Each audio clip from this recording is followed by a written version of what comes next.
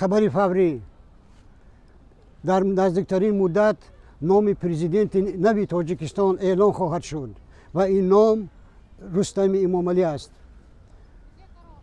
یک گروه مخصوص در دوشنبه سازمان داده شده است که وظیفه این گروه به طور تعجیلی آماده ساختن حجت‌ها، آماده ساختن سندها برای ترانزیت حکومت از پدر و پسر خواهد بود. اینجا برلین و من دادا جان توولایف. بله، آن چیزی که ما انتظار بودیم روزش فرا رسید. اینک در دوشنبه آنچنانی که در بالا ذکر کردم یک گروه مخصوص کاری سازمان داده شده است. وظیفه آنها آماده کردن سندها، حجتها و معین کردن روز انتخابات نو و جایگزین نمودن رستم امامعلی به جای امامعلی رحمان. البته نباید بنگه بود یا فالبین سیاسی از روزی که امامعلی رحمان و پسر خودش را به صحنه سیاست برآورد، همه انتظار داشتن که امروز نه فردا نه پس فردا حتما رستم امامعلی جایگزین پدرش خواهد شد.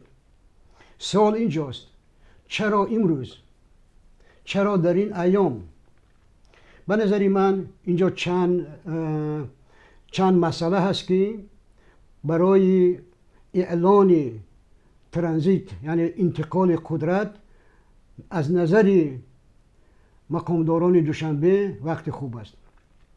یکم سلامتی خود امامعلی رحمان آنقدر خوب نیست.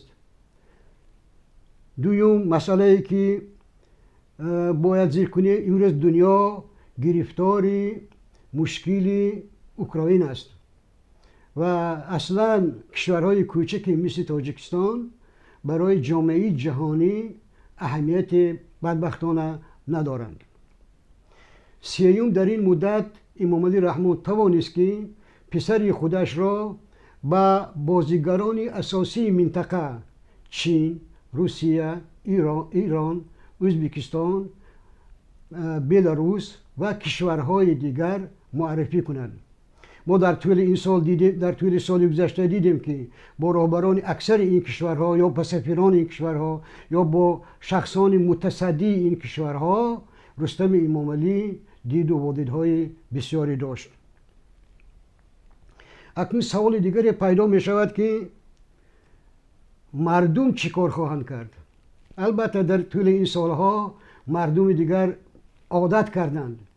دیگر امامعلی رحمان هم فهمید که این مردم بسیار پرصبر و پرطاقت است و هر چیزی که این حکومت میخواهد اشتور این ملت، اشتور تواناترین دنیا است که برویش تمام غم و اندوه دنیا را بار کنی هم این اشتور پروایی ندارد.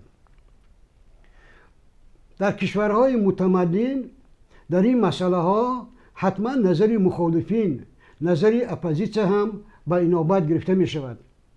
اما اپوزیسیون تاجیکستان را حکومت تاجیکستان توانست که با واسطه گماشته هایش، با واسطه اگندهایش، با واسطه شخصان تصادفی و شخصان بدنام و حزبهایی که زمان در آغوش همین حکومت بودند و بعد طلاق دادن رها شدند، دیگر از دست این اپوزیسیون در سالهای نزدیک چیزی نمی آید.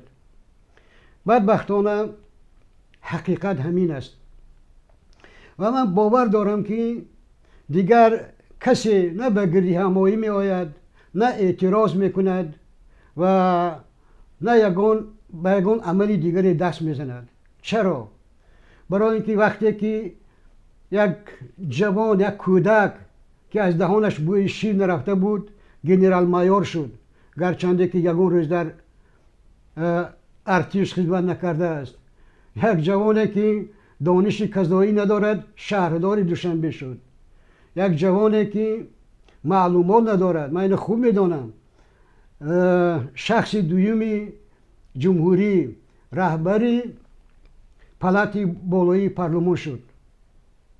و اهمیت دهید در فضای سیاسی تاجیکستان تنها دو نام میچرخد: امام علی رحمان و رستم امام علی. اگر امروز در تاجیکستان انتخابات اعلان گردد، البته یک نام برای افتخار بدبختانه ملت ما ندارد. نامها را، رمزها را، شهامت را، غرور این ملت را توانستند که در طول این سالها بشکنند. و البته قاعده های بازی های سیاسی را هم رحمانوف بسیار خوب بلد است. میداند که نه شرق نه غرب نه یگان سازمان ضدیت نشان نمیدهد. البته اروپایی ها یک بیانیه پخش میکنند، بیانیه همیشگی. انتخابات در تاجیکستان گذشت با وجود آنکه بعضی کمبودی ها داشت و فردایش سفیران امریکا و اروپا، سفیران سعودی و ایران، سفیران کشورهای مشترک المنافع و هر کشوری دیگری به دیدار پرزیدنت نو و دیدار کشورداری نو می آیند. به درازا نگاه کنیم، گفتن مشکل است که به سر قدرت آمدن رستم امام علی یگان تغییرات گفتن مشکل است که به سر قدرت آمدن یک جوان ناورزیده و ناکاردیده به سر این ملت چی آورد؟ این دوام سیاست های پدرش بود یا پسر به راه دیگر خواهد رفت؟ می ترسم که این سیبی که امروز و مردم تاجیکستان چون سیب نورسته و دسترخوان مردم تاجیکستان موندنی هستند، از همان درختی است که ما آن را خوب میشناسیم. خدا به همراه و تا دیدار در دوشنبه.